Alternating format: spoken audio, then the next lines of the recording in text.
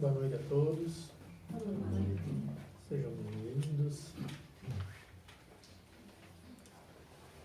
Nós vamos dividir com vocês mais uma mensagem, como de costume, na segunda-feira. Dividimos as mensagens que nos chegam nos dias de estudos, estudo e prática da mediunidade, que é na quarta um grupo e na quinta o outro grupo, né? Nós já temos também a data da união dos grupos, que o primeiro grupo é o grupo de quinta-feira e o segundo grupo, que foi montado depois, o grupo de quarta-feira. Então nós já temos a data da união dos grupos e da primeira data de estudos lá no nosso novo ambiente. E essa mensagem, então, é uma psicofonia, é uma mensagem falada, recebida aqui no lar, então, no dia 8/7, através do meu mentor, o Antônio. Então, a mensagem é: estou com o Antônio. Estamos nos elevando e deslocando rapidamente. Estamos descendo a um local no meio de um campo, em uma casa simples.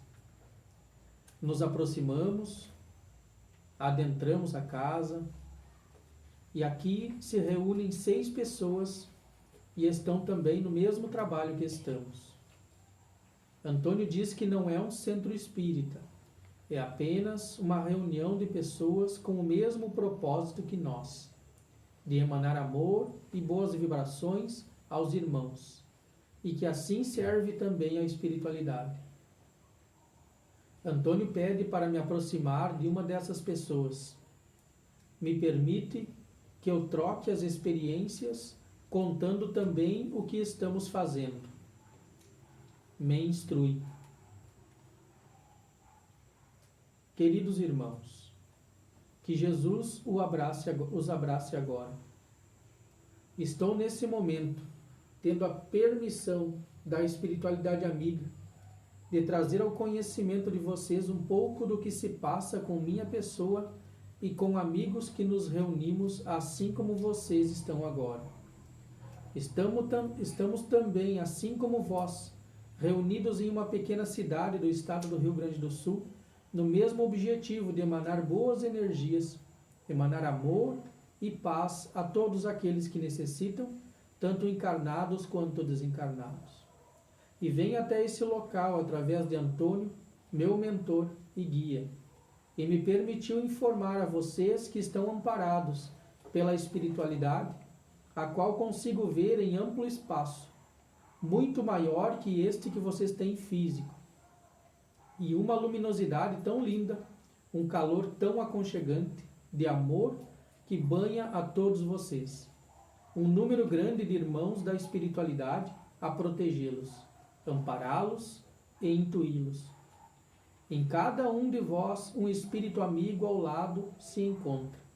E posso dizer a vocês que o trabalho que estão fazendo está ajudando a muitos e muitas pessoas que vocês não podem ter a ideia, a dimensão do bem que estão fazendo. O número de espíritos necessitados que ajudam é enorme. E me permitem dizer que todos aqui da espiritualidade e a equipe que protege a todos vocês, que os ampara, estão de bom grado e estão muito satisfeitos com esta linda e abençoada reunião que fazem. Que vocês possam continuar esse lindo trabalho, essa bênção que Deus proporcionou. E saibam que futuramente irão receber em luz e amor tudo o que estão proporcionando de acalento a todos os necessitados. E assim, em gratidão eu agradeço a oportunidade de estar aqui hoje, me comunicando através da mediunidade desse irmão. E posso dizer a vocês que também me sinto muito feliz em estar fazendo o mesmo na cidade onde me encontro. E aqui agora, em espírito, eu agradeço a todos vocês e desejo que todos vocês sintam em seus corações o amor de Deus nesse momento. Um grande e forte abraço do irmão encarnado em outro estado. Me afasto agora do médium. A equipe que os acompanha é imensa, de uma luminosidade incrível. Agradeço e nos afastamos agora. Antônio agradece e deseja a todos que a luz de Deus esteja com todos, agradece e se ilumina. E o dialogador então agradece, nós é que agradecemos, Antônio e toda a sua equipe, por mais esse aprendizado. Então, nessas reuniões de quartas e quintas que a gente faz as irradiações, a espiritualidade nos manda aqueles irmãos mais necessitados que estão precisando de ajuda e também se aproveitam de oportunidades para nosso aprendizado, né? Então, nessa oportunidade, o médium foi levado em espírito até esse local que ficava em outro estado, em uma casa onde se reuniam também algumas pessoas para um trabalho semelhante ao que nós estávamos fazendo. E o médium pôde entrar em contato com alguém, um médium dessa casa, nesse estado, né? Então, para ver como a espiritualidade se valeu nesse instante para mandar uma mensagem para aquele grupo de lá também e, ao mesmo tempo, mostrar para nós que isso também é possível, né? Que mesmo estando nós encarnados, pode ser feito isso, né? De o espírito que está encarnado falar com um médium de outro local, né? Não precisa haver um desencarne para isso, né? O médium estava encarnado e mesmo assim ele conseguiu esse contato, né? Através do mentor que instruiu ele então de como ele deveria proceder quando lá estavam com aquelas pessoas que estavam lá reunidas, né? Nós estamos então lendo meia hora do Evangelho segundo o Espiritismo. Estamos no capítulo 5. Bem-aventurados os aflitos. Daí passamos por o assunto justiça das aflições, causas atuais das aflições, causas anteriores das aflições, e estamos agora vendo o parágrafo seguinte que nós paramos então na segunda passada.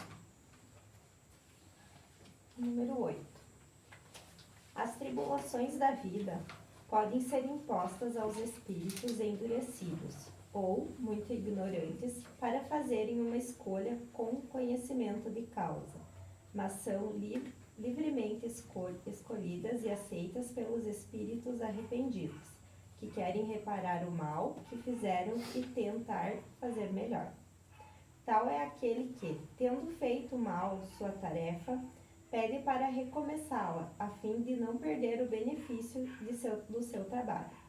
Essas tribulações, pois, são, ao mesmo tempo, expiações pelo passado, que elas punem, e provas para o futuro, que elas preparam.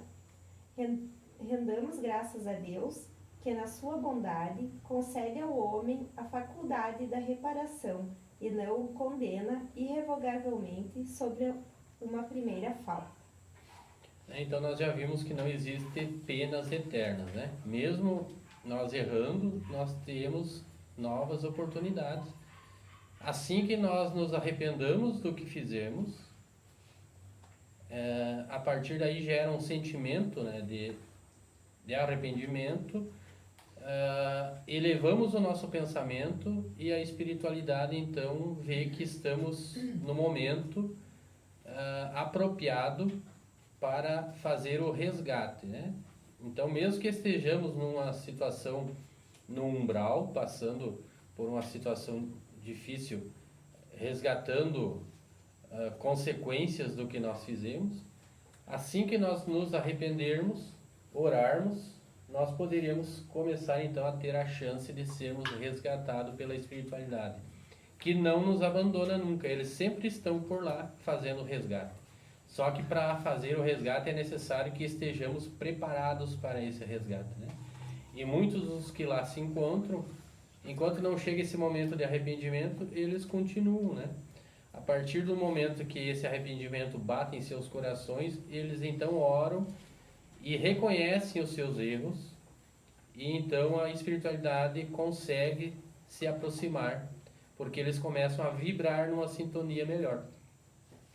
Então é isso que acontece quando a espiritualidade os traz para que se comuniquem muitas vezes, para que eles sejam então socorridos, porque a espiritualidade está às vezes ao lado deles, mas pela baixa vibração que eles se encontram, eles não conseguem visualizar a espiritualidade que está lá para ajudar. Então são necessários trazer até nós, através do médium, para eles estarem numa vibração mais parecida com a nossa e fazer o intercâmbio para que a partir dali, com as energias emanadas dos envolvidos nessas irradiações, eles consigam se sentirem em uma sintonia um pouco melhor, para que consigam a partir dali visualizar a espiritualidade que está lá para fazer o resgate, né?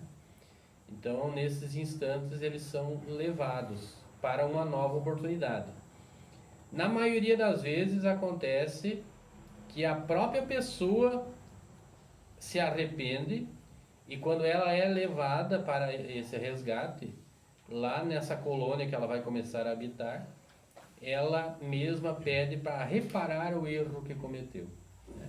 Então, no seu próximo plano reencarnatório, ela vai planejar de uma forma que ela consiga reparar esse erro.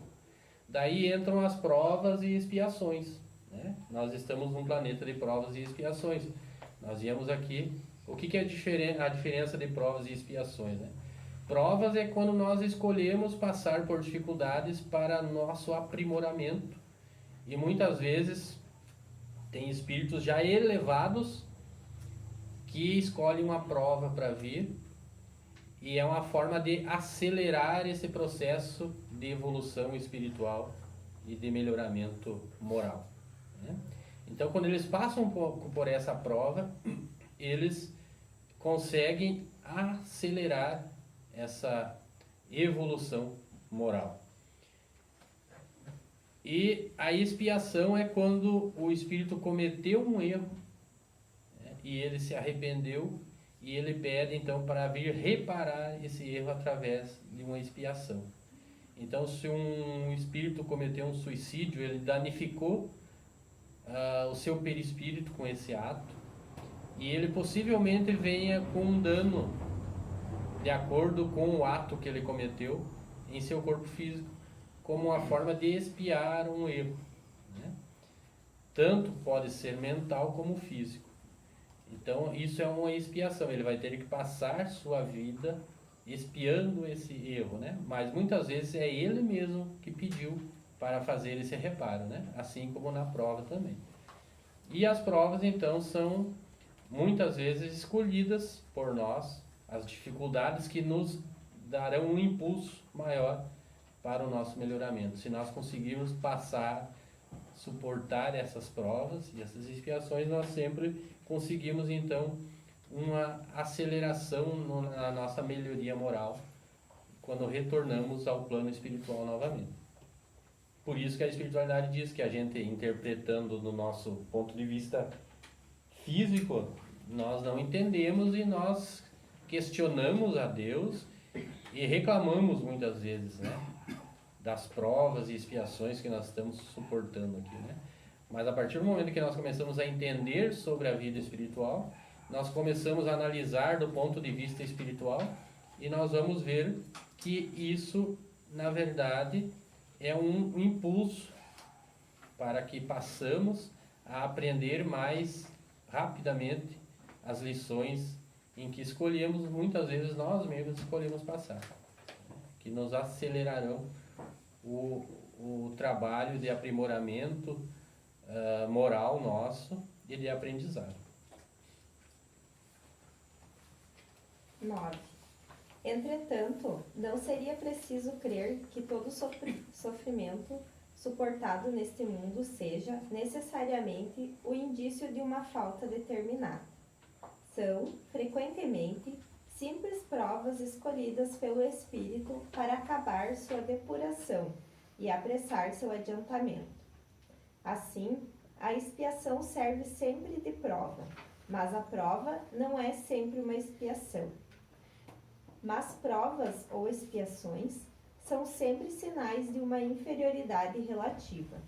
porque o que é perfeito não tem mais necessidade de ser provado.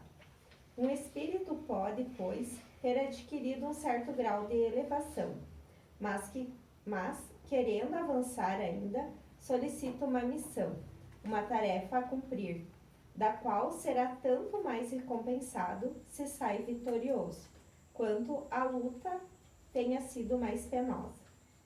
Tais são, mais especialmente, essas pessoas de instintos naturalmente bons, de alma elevada, de nobres sentimentos inatos, que parecem não ter trazido nada de mal de sua precedente existência, e que suportam, com uma resignação toda cristã, as maiores dores, pedindo a Deus para as suportar sem murmurar.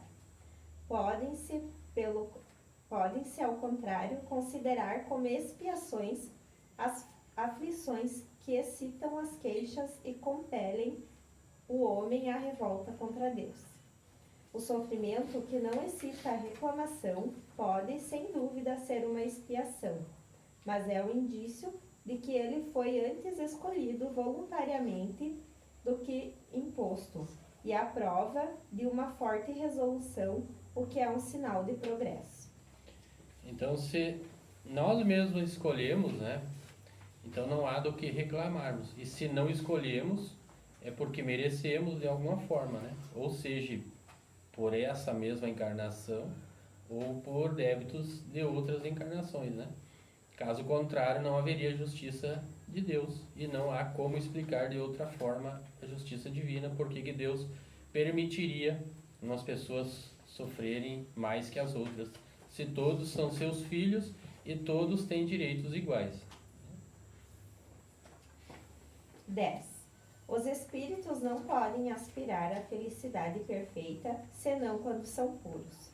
Toda mancha lhes interdita a entrada nos mundos felizes. Tais são os passageiros de um navio atingido pela peste, aos quais a entrada de uma cidade é interditada, até que estejam purificados. É nas suas diversas existências corporais que os espíritos se despojam, pouco a pouco, de suas imperfeições. As provas da vida adiantam quando bem suportadas. Como expiações, elas apagam as faltas e purificam. É o remédio que limpa a chaga e cura o enfermo. Quanto mais grave é o mal, mais o remédio deve ser enérgico. Aquele, pois, que sofre muito, deve dizer-se que tem muito a expiar, e se regozijar de ser logo curado. Depende dele, pela sua resignação, tornar esse sofrimento proveitoso, e não perder-lhe os frutos pelas suas reclamações, sem o que estaria por recomeçar.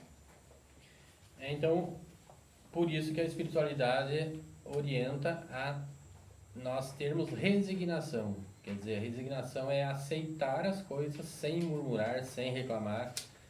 Nós podemos tentar, da melhor forma possível, enfrentar essas situações, mas sem revolta, sem culpar a Deus, sem se queixar porque as outras pessoas estão bem e eu não estou, coisa desse tipo, né? Porque tudo tem uma justiça e muitas vezes somos nós mesmos que escolhemos.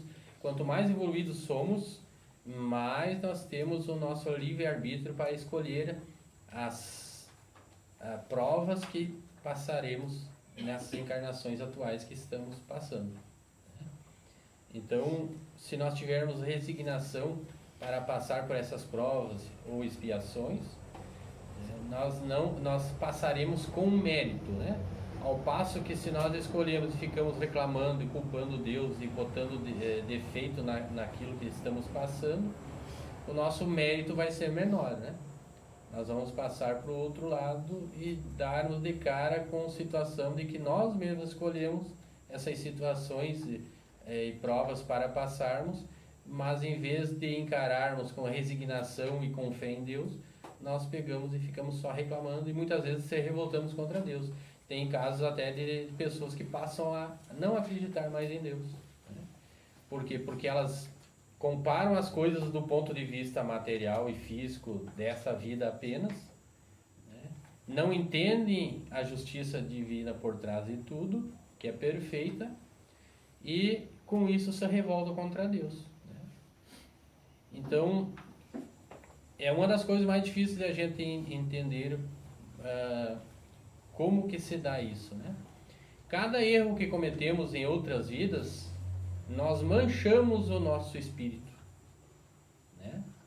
É como se, a título de exemplo, se nós passarmos por um local enlameado e ficarmos com aquela sujeira, aquela mancha. E aquela mancha precisa ser limpa e purificada. E de que forma? Se nós prejudicamos um irmão, nós vamos limpar ela sendo vítimas dessa vez, e não sendo autores, né? Sendo vítima do mesmo mal que nós cometemos, nós vamos estar limpando essas manchas e purificando o nosso espírito, e com isso aprendendo que aquele mal que nós fizemos interiormente também dói, e com isso fica gravado no nosso subconsciente, e nós não cometeremos mais essa falha. Daí nós vamos, em próximas encarnações, melhorar outro aspecto que precisa ser melhorado do nosso adiantamento moral, né? Mas aquilo já vai ficar solucionado. Então, por que que as coisas acontecem muitas vezes? A gente diz, a pessoa era tão boa e aconteceu tal coisa ruim com ela, né? Ruim do nosso ponto de vista. É porque ela precisava passar por aquilo lá como um resgate, que ela mesma escolheu no seu plano reencarnatório, né?